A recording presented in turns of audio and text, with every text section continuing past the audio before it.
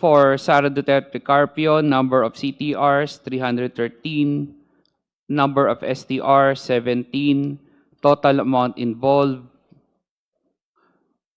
3,772,760,972 pesos and 48 centavos.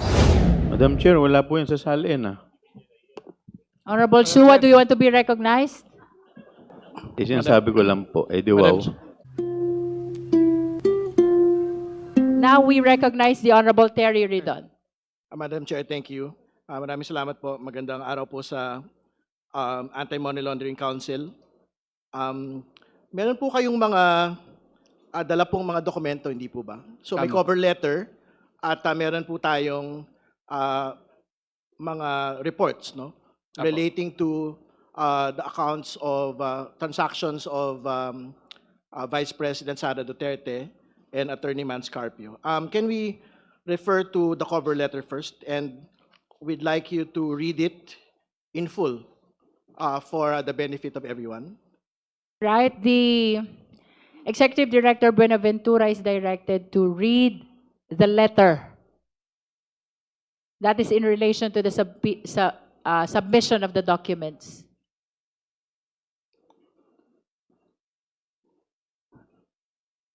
Subject, subpoena ad testificandum et duces tecum issued by the House of Representatives, Committee on Justice, in relation to the impeachment proceedings against Vice President Sara Z. Duterte. This refers to the issuance of the House of Representatives, Committee on Justice of the subpoena ad testificandum et duces tecum in relation to the verified complaints for impeachment against Vice President Sara Z. Duterte, requiring the Anti-Money Laundering Council or AMLC to bring on or before 22 April 2026, 10 a.m., the original or certified true copies of all reports of covert transactions and suspicious transactions reported by any and all banks to the Anti-Money Laundering Council or AMLC involving Sara Duterte Carpio and or Manasseh Carpio, covering the period starting from 2006 to 2025, and any and all investigations or reports or related reports or documents prepared by AMLC involving the reported covert transactions and suspicious transactions. In compliance with the subpoena, the AMLC formally transmits the original and or certified true copies of the following documents. So Annex A, covert transaction report, CTRs, and suspicious transaction reports or STRs for the period 2006 to 2025. Annex B, financial intelligence reports on Vice President Sara Duterte Carpio and Annex C, investigation reports on A, Manasseh Carpio and B, Sara Duterte Carpio and Manasseh Carpio. We also provide the following summary. For Sara Duterte Carpio, number of CTRs 313, number of STR 17, total amount involved 3,772,760,972 pesos and 48 centavos. Total amount of inflow 1,832,539,360 pesos and 45 centavos. Total amount of outflow 1,211,365,529 pesos and 75 centavos. For Manasseh Carpio, number of CTRs 317, number of STRs 16, total amount involved 2,998,466,740 and 47 centavos. Total amount of inflow 2,592,904 2,592,904,434 pesos and 24 centavos. Total amount of outflow 343,315,781 pesos and 7 centavos. Total for both 630 number of CTRs 630, number of STRs 33, Total amount involved, 6,771,227,712.95 centavos. Total amount of inflow, 4,425,443,794 and 69 centavos. Total amount of outflow, 1,554,681,310 and 82 centavos. There are undetermined inflow or outflow transactions based on our system, but we see transaction movement, so we categorize it as undetermined. So that is 791,102,607 and 44 centavos. Just for the record, ED, are the figures accurate? Yes or no? As of we submitted today, yes. Are Based they on our accurate? record. Based on our records, yes. You're saying yes. Based on the records, That's yes. for the record. Madam Chair, wala po yan sa salin Honorable Shua, do you want to be recognized? Sinasabi ko lang po, di wow. Madam Chair, if I Madam may be- Chair. Madam Chair, if I may be allowed to proceed. Wait. The floor is with the Honorable Ridon. Thank you for reading for the record the cover letter. You will be called Vice Chair Dumogan after the Honorable no. Ridon. It's not a question. May we be furnished copies of Yes. that report submitted for our guidance? May we direct the COMSEC to please provide copy of Yes. the cover letter, at least para mabilis, no? Because the attachments are really voluminous. Kindly provide Justice members copy of the cover letter. Madam Chair, Madam Chair, Wait. Madam Chair, Is regarding this a point of order? regarding the Because the copies floor is of- with the no, Honorable Tino. just with regard to the request for copies, Yes. kasi actually kanina pa kahit yung mga SALN, bibigyan daw kami pero hindi rin naman nabigyan pa. I think the photocopier is in the Oh. other building. Yes, baka pwede po yung e-copy na muna kung meron. Email. Baka mas mabilis. Okay. Opo. COMSEC, Para may reference kami. kindly send soft copy to the corresponding email accounts of the Justice members of the available documents already. Honorable Ridon, you may proceed. Okay, ngayon naman po pag-usapan po natin yung mga detalye nito po nga mga transactions po na ito. I have a document with me which is titled Confidential Information Sharing, subject, Vice President Sara Duterte and Manasseh R. Carpio. Do you have the same copy, Executive Yes, Madam Director Chair. Benaventura? Yeah. Can we flash the document on the screen, please, Secretariat?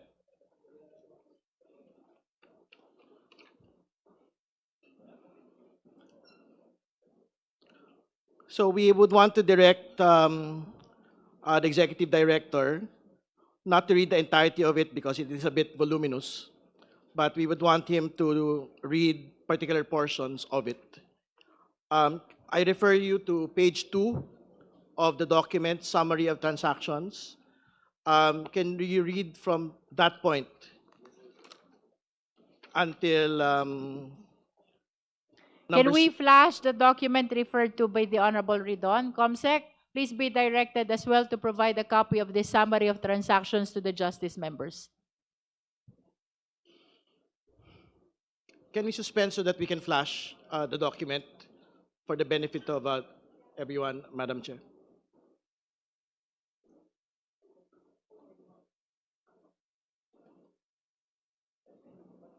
COMSEC, please flash the document summary of transactions.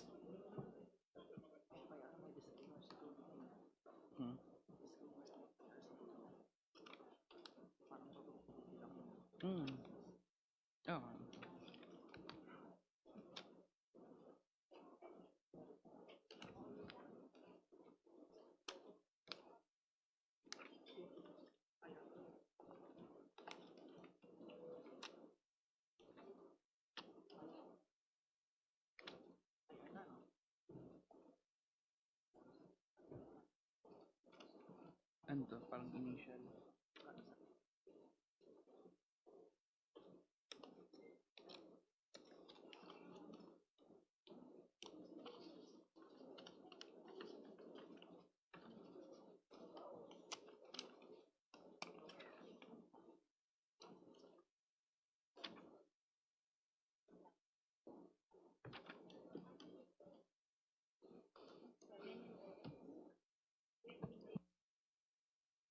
Madam Chair, can we suspend until we can flash the document to the screen, please? Hearing is temporarily suspended.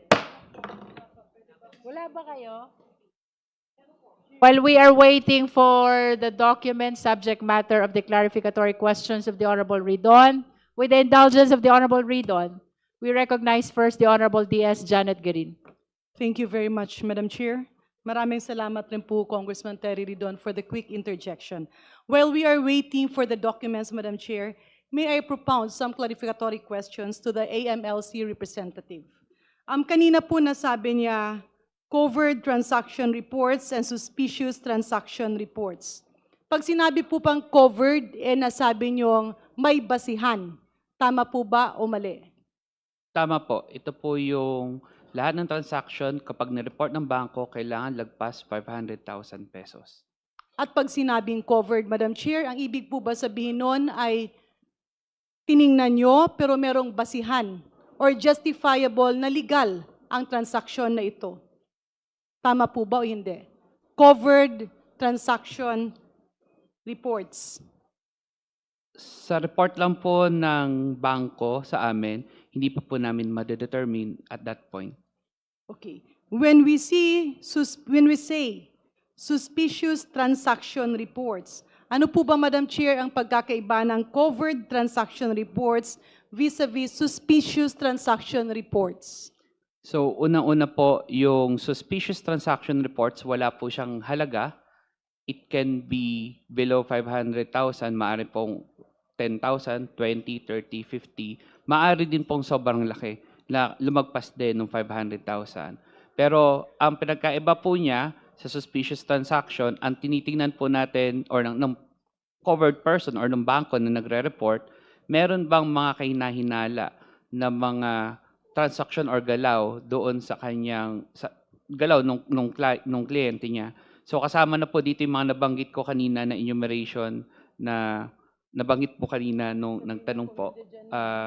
Pero nagbigay rin po ako ng halimbawa na medyo madali masundan. Halimbawa nga po yung kung meron pumasok o lumabas na pera pero walang malinaw na basihan or pinanggalingan or pundasyon kung bakit meron kang ganitong transaksyon. Yeah. If the Secretariat is not yet ready, Madam Chair, may I proceed to my next clarificatory question? Nakasaad kanina sa cover letter nyo ang sinabi nyong financial intelligence reports. Can the Honorable Representative from AMLAC define what a financial intelligence report means?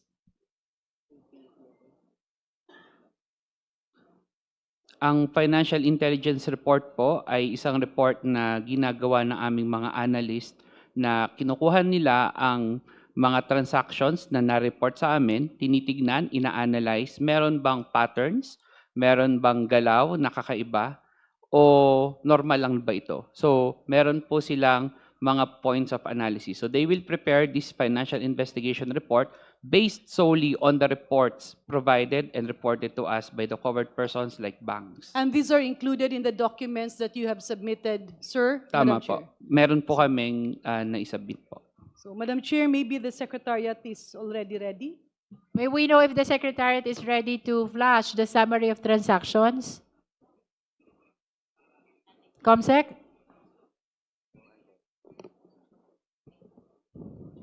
Not yet ready?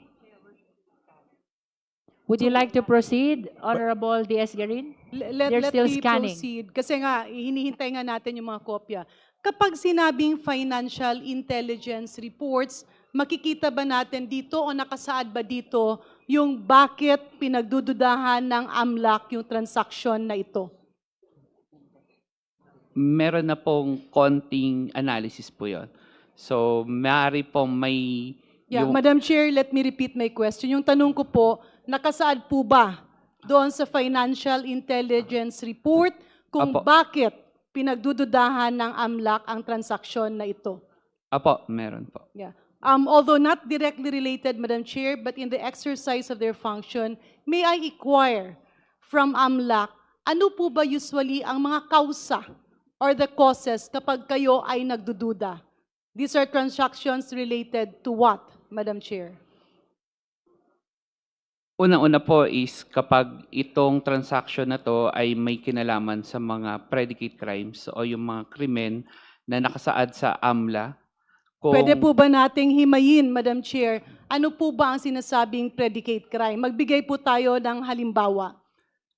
Sa batas po, may sa Anti-Money Laundering Act, may nakalagay na mga krimen na pinanggagalingan nitong mga proceeds ng mga illegal na activity. At ilan po sa mga predicate crimes na meron tayo ay bribery, corruption, fraud, drugs, kidnapping for ransom, plunder, robbery, extortion, huweteng, masyaw, violation of tax crime. Income, kunyari, income galing sa negosyo, yan po ba covered ng suspicious or covered transaction o hindi? Kapag po lumagpas ng 500,000 yung isang transaksyon, ire-report po yun as covered transaction. Pero tinitingnan nyo kung siya ba napasok bilang income sa mga negosyo na nakasaad. Ang bangko po yung unang nakakakita nun dahil sila po yung may kliyente doon sa individual na yon at yung bangko po yung nagre-report sa amin. And in other words, again, is the Secretariat ready or not yet? They are ready. Okay, I submit, Madam Chair. We are temporarily suspending the clarificatory questions of the Honorable Garin to give back the floor to Honorable Terry Ridon. Please flash the document summary of transactions. Thank you, Madam Chair. May we request the Executive Director to read number 2 to number 7 of this particular report. Summary of transactions. VP Sara's accounts generated a total of 371 large transactions and 30 suspicious transactions from 13 October 2005 to 20 January 2026 with transaction amounts reaching as high as 55.158 million.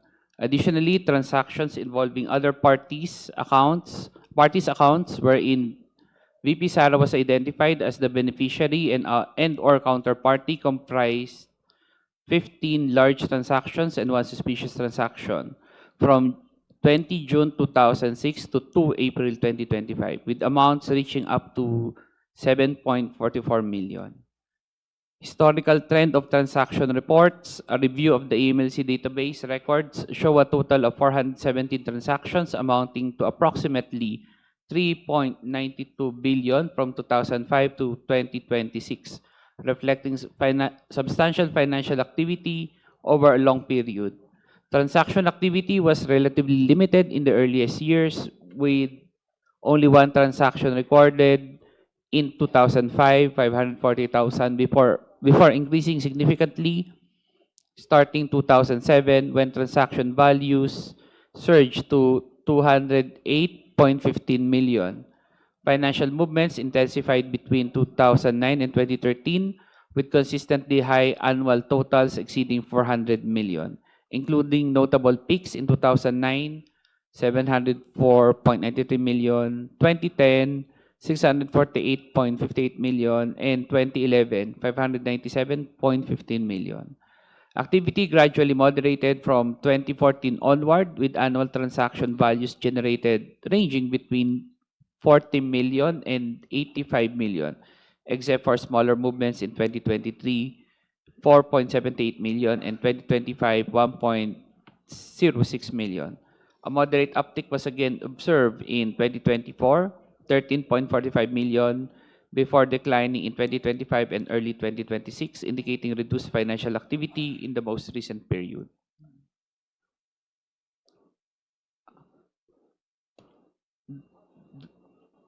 Kindly read the year-on-year amounts and number of transactions from 2005 to 2026, and also the grand total before proceeding.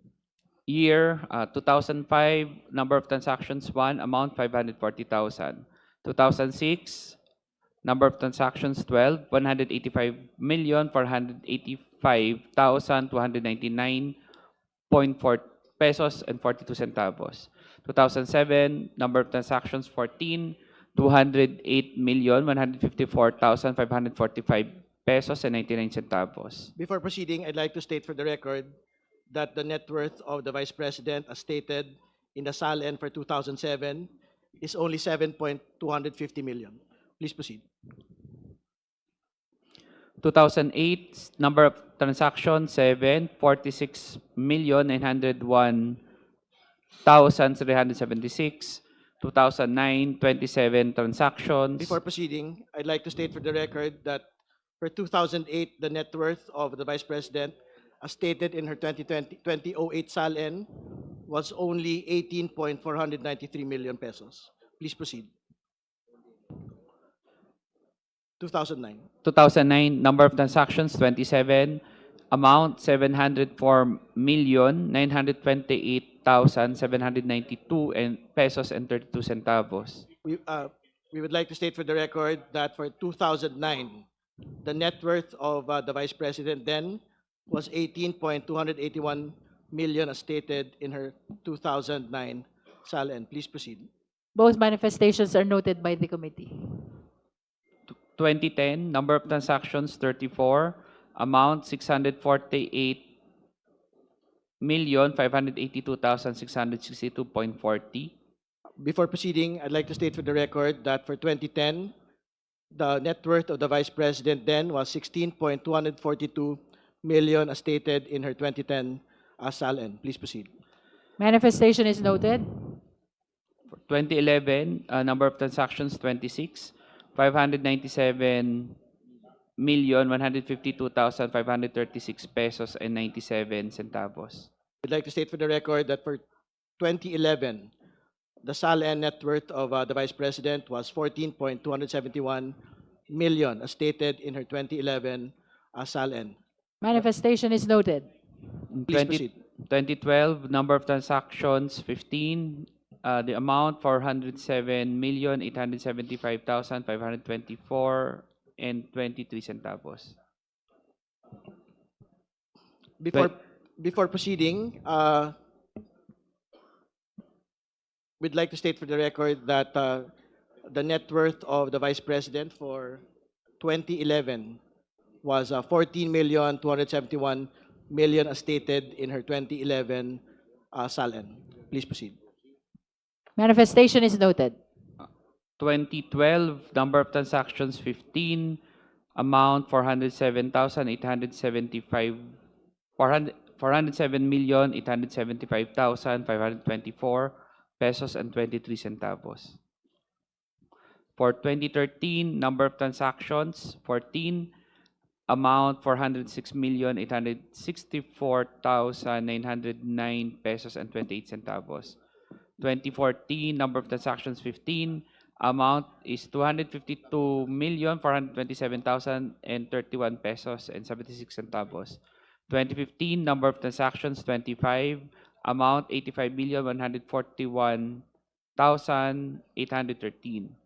2016, number of transactions 13, amount 46,407,353 and 81 centavos. 2017, number of transactions Before 20. proceeding, we'd like to state for the record that the net worth of the Vice President in 2016 was 34,895,000, as stated in her 2016 SALN. Please proceed.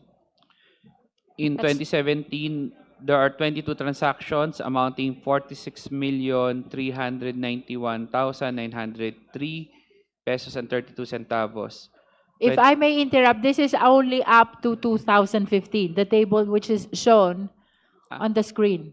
On the other side po, Madam Chair. To be clear, there's a third column po. Yes, you may proceed, Honorable Ridon. No, we can flash the table again. Kindly flash the table. No, to be clear po, there's a column, next column po. You can see 2016 in the next column. The next column after 2015 Yeah. should be 2016. Secretariat, please. No, it's flashed on the screen, Madam Chair. It's correct. We can go back to that particular slide. Is it on the right? Oh, Yes, okay. it's correct, Madam Chair. It's on the right side, 2016. Yes. Are you done stating 2017 or no? Not yet. 2017, 22 transactions, 46,391,903 pesos and 32 centavos. Before proceeding, Madam Chair, we'd like to state for the record that the net worth of the Vice President then for 2017 was 44,828,000 as stated in her 2017 SALN. Please proceed. Manifestation is noted.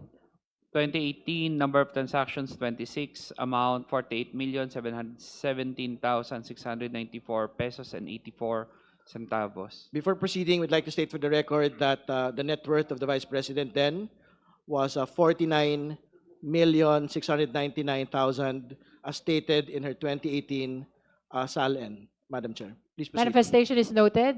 In 2019, number of transactions, 34, the amount is 60,231,229 pesos and 77 centavos. Before proceeding, we'd like to state for the record that the 2019 net worth of the Vice President was 55,613,000 as stated in her 2019 SALN. It is further noted that it was stated that she had no cash or deposits in that particular 2019 SALN. Please proceed. Manifestation is noted. In 2020, there are 29 Madam Chair, can I? Honorable Diaz Yeah, Suarez. I just didn't catch the manifestation of Kong Terry. Can you repeat that statement again? Honorable Ridon. Further, we state for the record that for 2019, it was stated there that there was no cash on hand or there was no cash deposits in our 2019 SALN. Madam Chair. Am I right to hear no cash deposits No cash deposits. in No her cash on SALN? hands in the SALN. Thank you Madam very much Chair. for that clarification, Madam Chair. Please proceed, ED, for 2020, please. For 2020, number of transactions, 29. The amount is 58,443,465 pesos and 89 centavos. Before proceeding, we'd like to state for the record that for 2020, the SALN of the Vice President stated a net worth of 56,583,000 as stated in her 2020 SALN. Further, the SALN does not state cash on hand and cash deposits, Madam Chair. Manifestation is noted. Please proceed. 2021. Quick interjection, Madam Chair. Honorable Diaz-Guerin. Just to be clarified, to compare the statement of our AMLAC Executive Director vis-a-vis the question of the Honorable Ridon, ang ibig po ba sabihin dito base sa dokumento ng AMLC or ng AMLAC, merong transaksyon or merong kaperahan at ito ay dumadaan sa bangko? Tama po. It's a yes. Yes. So hindi po pwedeng itong datos nyo ay hindi dumaan sa bangko. Tama Does po. it necessarily mean a bank or any financial company? Banks po. And Madam Chair, Congressman Ridon was earlier saying that in the SALN, it was mentioned cash deposit zero or walang laman. Did I hear it right, Madam Chair, from Cong Ridon? Honorable Ridon. There is, to be very clear, there is no line item that there is cash or cash on hand or cash deposits. So my in the question, Madam SALN. Chair, to AMLAC, sigurado po ba kayo dun sa pinapakita niyong datos? Dahil sa SALN nakasaad na wala, tapos dito may sinasabi kayong meron. Are you sure of the figures? Sure po. This Thank is you, based Madam on Chair. records, Madam Chair. We may proceed to 2021. ED, please state the amounts. For 2021, there are 30 transactions amounting to 52,893,074 pesos and 94 centavos. Before proceeding, we'd like to state for the record that the net worth for 2021 of the Vice President was 65,308,000 as stated in her 2021 SALN. There's also no line item for cash and cash on hand, cash deposits in this particular SALN, Madam Chair. The manifestation is noted. Please proceed with 2022. ED. 2022 number of transactions, 25. Amount, 41,668,247 and 94 centavos. We'd like to state for the record that the net worth of the Vice President for 2022, as stated in her SALN, was 71,058,000. Further, we note that there is no line item that states that she had cash on hand or cash deposits in the 2022 SALN, Madam Chair. Manifestation is noted. Proceed to 2023, ED, please. 2023, number of transactions 4, amount 4,778,500 pesos. Madam Chair, for the record, the net worth of the Vice President for 2023, as stated in her SALN, was 77,508,000. And further, there is no line item stating cash on hand or cash deposits, Madam Chair. Manifestation is noted. Please proceed, 2024, ED. 2024, number of transactions 28, amount 13,453,000. We would like to state for the record, Madam Chair, that the net worth of the Vice President was 88,512,000, as stated in her 2024 SALN. Further, we note that there is no line item indicating cash on hand or cash deposits, Madam Chair. Manifestation is noted. Please read until the end of the table.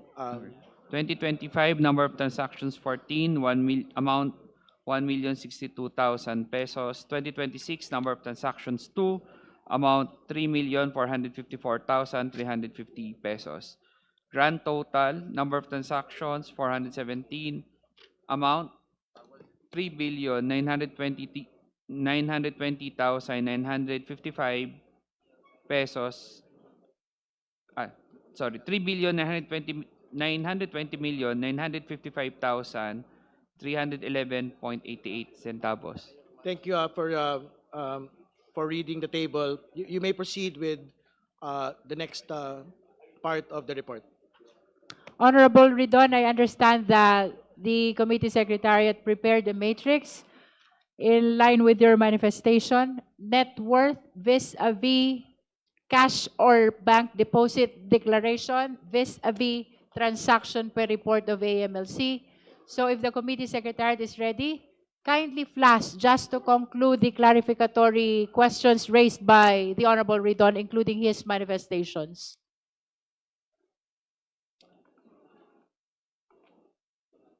May we know if the secretariat is ready?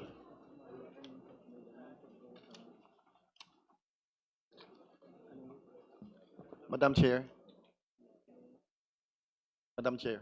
The Honorable Amben Amante. I have one question for AMLAC. Ilang Okay. accounts po ba itong pinag-uusapan po natin? Again, we are pertaining to transactions and not accounts. So, to all the justice members, please be guided. Okay, thank The you. subject matter of the subpoena is not account. It's transactions. Okay, thank you, Madam Chair. Just one clarificatory question, Madam I'm not Chair. yet, Maybe I'm the not- executive director can answer first. Madam Chair. Honorable Ridon, we're waiting for the okay, matrix. all right. Thank The floor is still with the Honorable Ridon. We're just trying to make use of the time. ED, the question of the Honorable Amben is the number of transactions. If you can answer that question, how many transactions is involved or contained in your report? Madam Chair, not transactions, kundi accounts. But the subject matter of our subpoena is not account. Okay, okay. The subject matter is transaction. Okay, Madam Chair. So will you pursue your question? No more?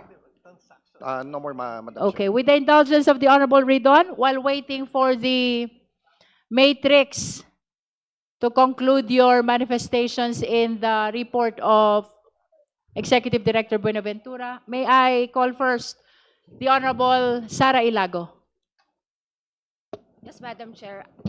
I'd like to pursue the query of Representative Amben, but now in regards to transactions. Yes. So does this cover, do these transactions cover withdrawals? Yes or no? Outflow. It includes withdrawals. Deposits, Madam Chair, yes or no? Yes, Madam Chair, included as well. purchases, what about purchases? Yes, Madam Chair. For ease of reference, the list of the nature of the transactions are actually found in the next page, which is page 3 of the report. Yes. So there are different transactions there. I understand that the reference that was used by the AMLC in their report is inflow and outflow. So perhaps for consistency, let us confine to the use of terminologies transaction, inflow, outflow.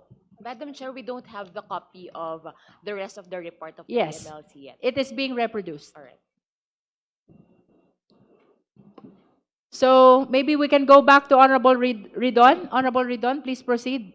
Yes, I think while waiting for the slides, the executive director can continue reading Okay. the rest of the report. Transaction report details, please. Transaction report details.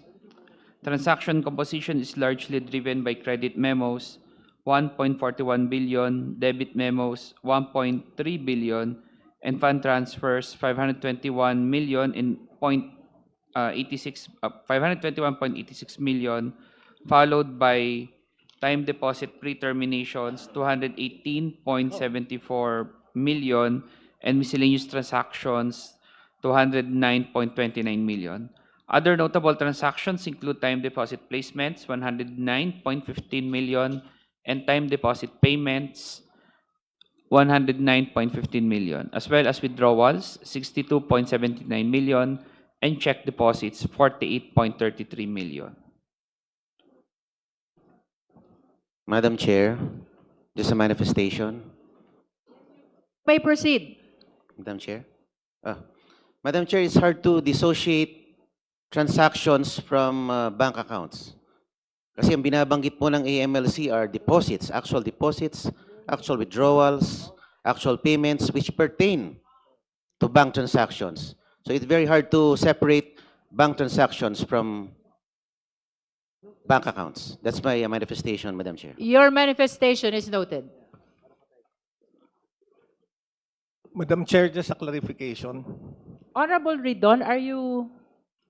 We will wait first for the No, matrix we can actually before you proceed. proceed. We can actually proceed, Madam Can Chair. we please allow first Honorable Ridon to finish with his clarificatory questions? Thank you, Madam Chair. I think we can dispense with reading the table. We can proceed to number 5. Meanwhile, insurance-related transactions, including sell life insurance policy, 43.42 million, and purchase of life insurance policy investments, 20 million, are also present. Notable movements alongside purchase of checks, 20.03 million, loan payments, 18.23 million, and encashments, 15.10 million.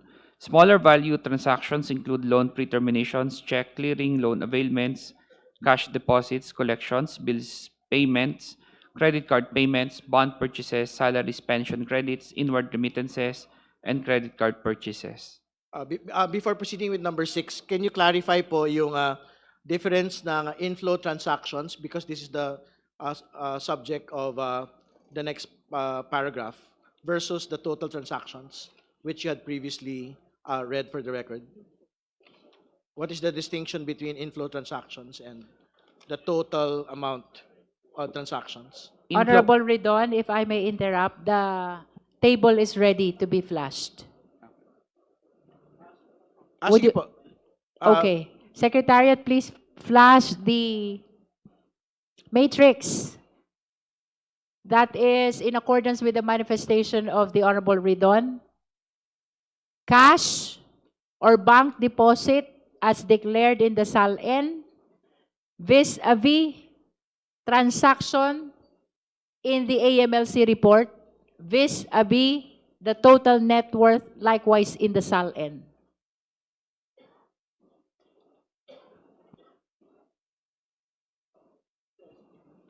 Yes, just before proceeding, Madam Chair, I think we would want to particularly note that from 2007, when we had received copies of the SALN,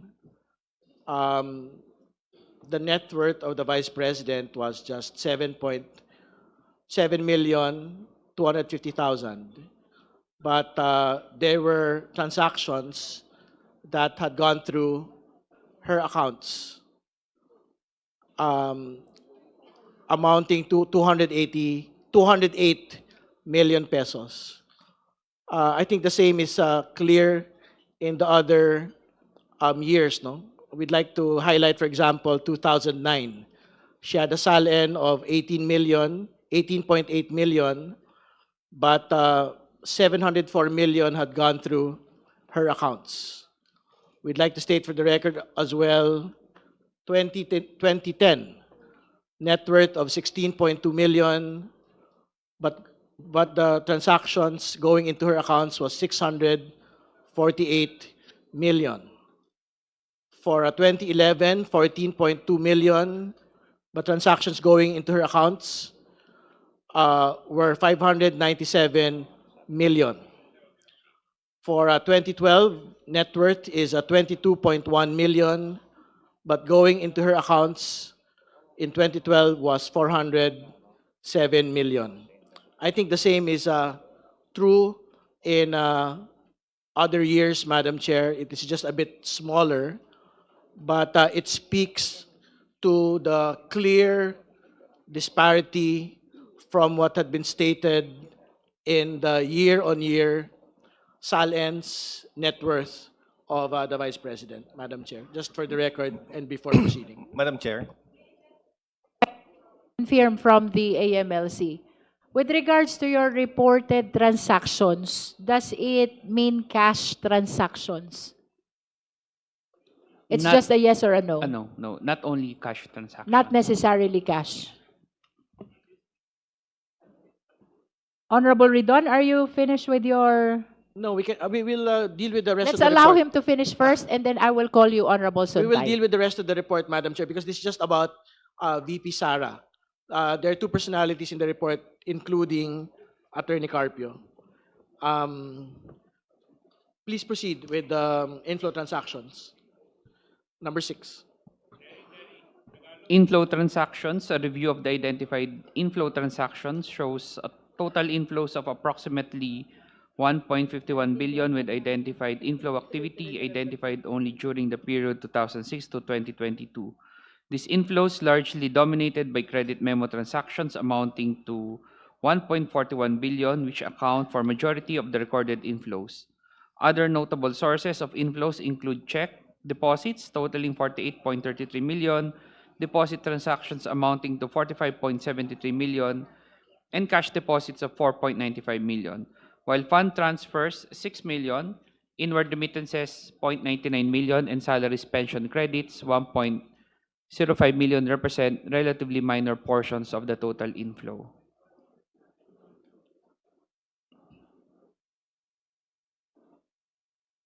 Yes, meron po dito nakikita natin yung mga inflows, no? Maganda po siguro we can read for the record as well kasi magkakaiba po ito, hindi po ba? From doon sa binasa ho nating nauna. Ito po yung inflow transactions. Ibig sabihin, ito yung mga pumasok na Tama. mga kaperahan sa mga accounts. Tama po ba? Tama po. Sige po. You can just read the grand total from 2006 to 2022, please. So for 2006, grand total 122,156,866 pesos and 28 centavos. 2007, 105,094,767 pesos and 87 centavos. 2008, 22,225,157.35. 2009, 372,464,396 pesos and 16 centavos. 2010, 323,282,749.01. 2011, 215,637,944.42. 2012, 199,058,755.08. 2013, 96,852,782.94. 2014, 2,500,000 pesos. 2015, 23,796,782.94. 2016, 9,066,071.43. 2017, 9,866,071.43. 2018, 3,500,000. 2019, 6,293,000. 2020, 1 million. 2021, 800,000. 2022, 1,003,000 pesos 967.31. Grand total 1,514,599 1,514,599,312 pesos and 22 centavos.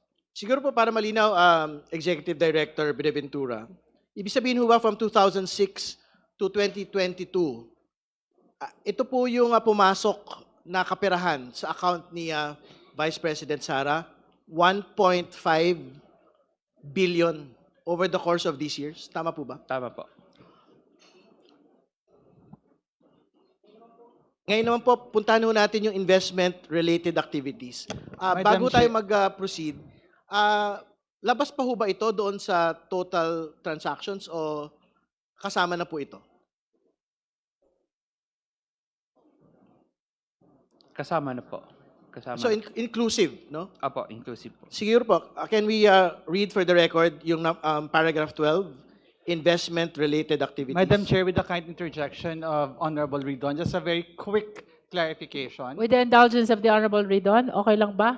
Yes, please proceed. Honorable Sendanya is recognized. Thank you very much, Madam Chair. Thank you very much, Representative Ridon. I'm looking at the third column in the previous table, yung pong column on check deposits. Can we flash it again? The inflow that was... Please flash.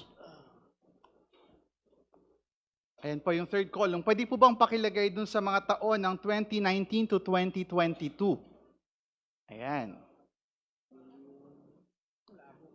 2019 to 2022. Nakikita ko po dito, tama po ba, may we request the Executive Director to please read the entries for the check deposits for 2019 to 2022. For 2019, 6,293,000. For 2020, 1 million. For 2021, 800,000. For 2022, 1,003,967 pesos and 31 centavos. Pakituloy na po hanggang 2023 and 2024. Please flash the 2023 and 2024. Wala na po Sige sa po. table.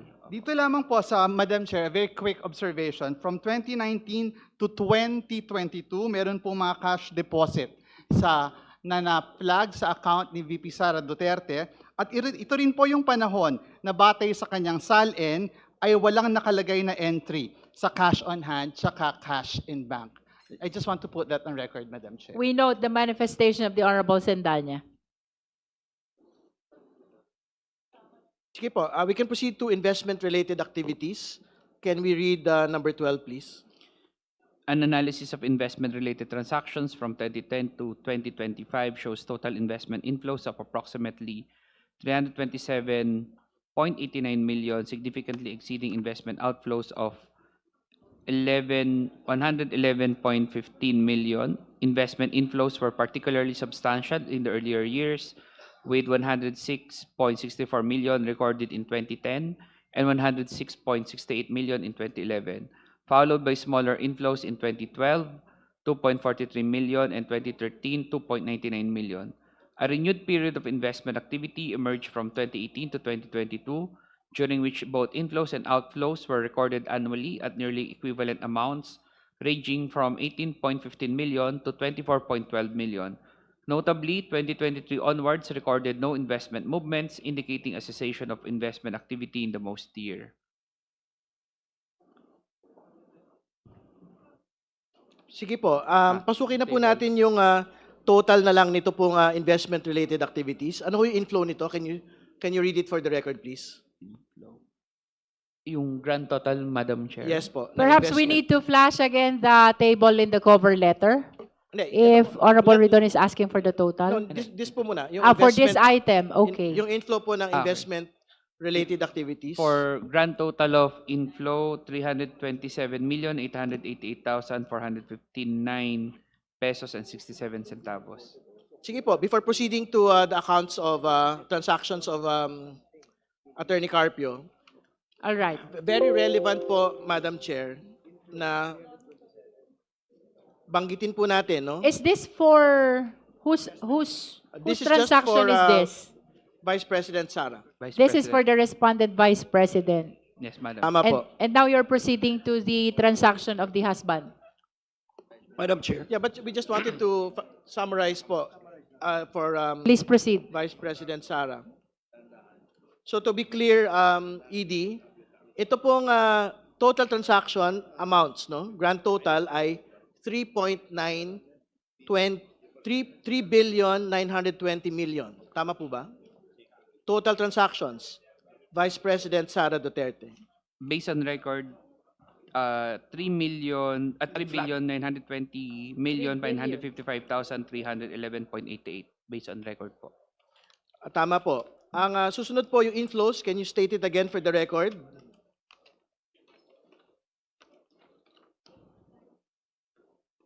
Ito po ba yung 1,514 million? Apo. Based on record, it's 1,514,599,312 pesos and 22 centavos. At ito po ang investment-related activities. Ang total inflow po nito ay 327 million. Can you read it again, the entirety? Based on records po, it's 327,888,456 pesos and 67 centavos. At salamat po. Pinapabanggit po natin ito for the record, Madam Chair, dahil kailangan po natin ibangga ito pong amounts na ito doon po sa 88 million net worth ng atin pong pangalawang Pangulo to date. No? Ibabangga din po natin ito doon sa year-on-year na net worth ng atin pong pangalawang Pangulo mula po noong 2007.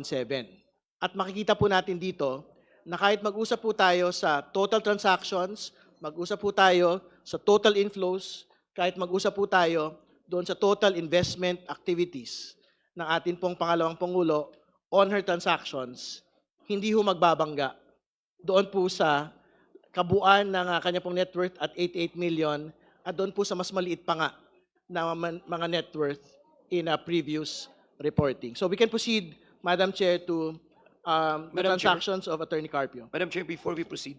With the indulgence of the Honorable Ridon, may we recognize Yeah. Honorable D.S. Biron. Yeah, thank you, Madam Chair. Just a quick clarification to our ED.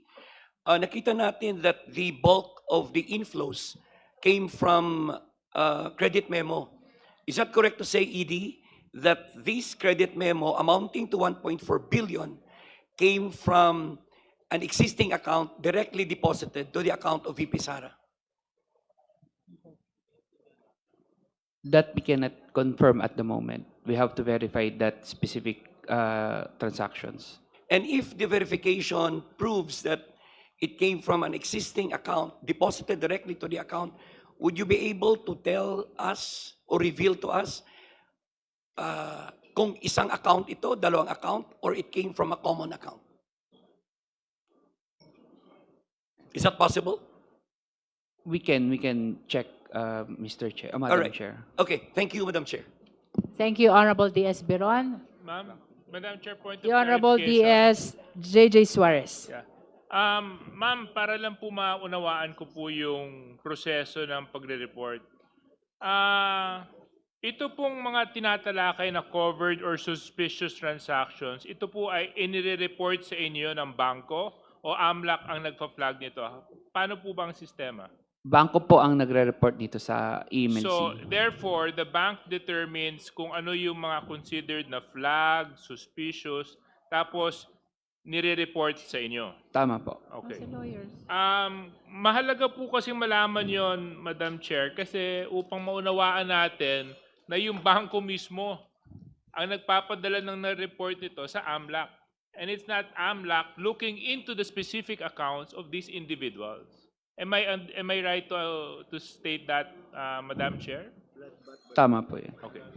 Thank you. So, sa madaling salita, para mas maunawaan po ng tao, hindi po iniimbestigahan ng AMLAC yung mga specific na bank accounts.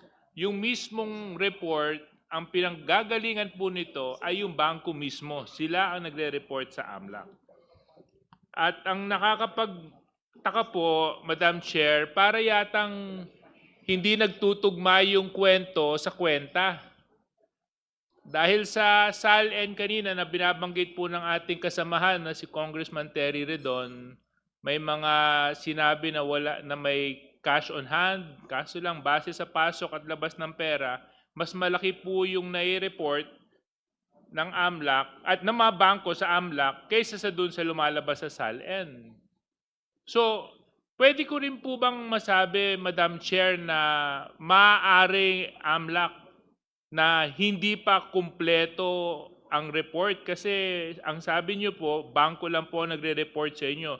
So there may be other transactions that may have not been reported to you because they may have thought that those were not suspicious, neither were they flagged. Am I right to assume that?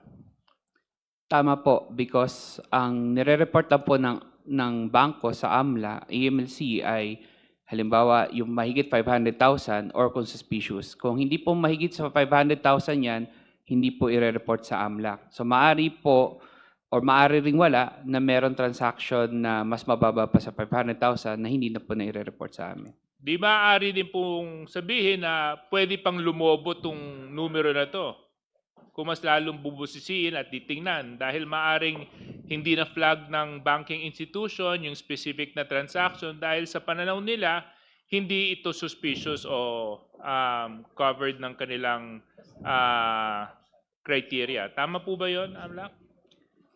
Hindi ko po masabi pero theoretically, posible po. Maraming salamat po. Thank you very much, Madam Chair.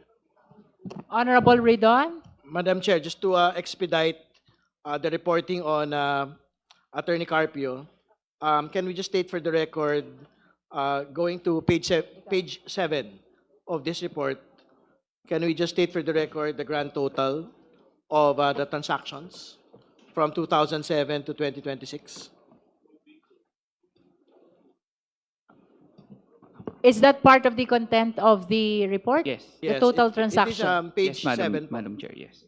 The grand total is 403, a number of transactions 403. The amount is 3,129,984,775 pesos and 34 centavos. All right. Can we go to the inflow transactions of Attorney Carpio, page 10? Can you read it for the record, please? The grand total.